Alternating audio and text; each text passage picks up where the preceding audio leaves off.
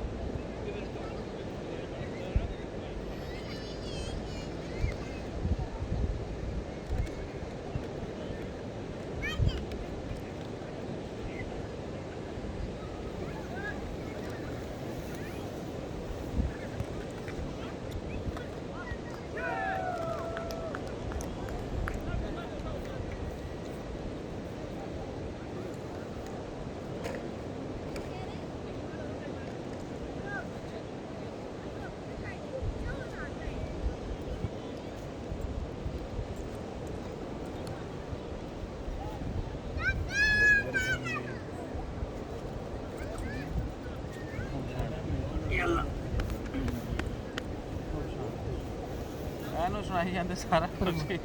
ਮੈਂ ਸਮੁੰਦਰ ਦੀ ਆਵਾਜ਼ देखिए यदि आवाज का उसके एकदम आगे बढ़ गया था ये किधर से रखे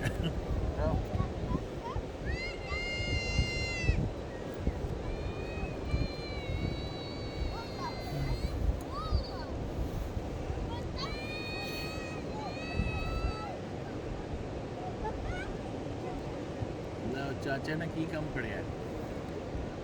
ਸਹੀ ਸ਼ੋਰ ਲੱਗਿਆ ਨਾ ਇੱਧਰ ਜਾਵੇ ਨਾ ਖੜਾ ਵਿਚਾਰਾ ਘਰ ਵਾਲੇ ਨੇ ਸਹੀ ਮੰਨਿਆ ਇਹਨੂੰ ਸਾਹ ਨਹੀਂ ਵੇਖੇ ਇੱਧਰ ਉੱਧਰ ਵੀ ਨਾ ਵੇਖੇ बनाइए व्लॉग एक हाँ। इसके ऊपर बनाए व्लॉग बनना तो थोड़ा सेक्सी है लेकिन सही है इसके ऊपर बना देते हैं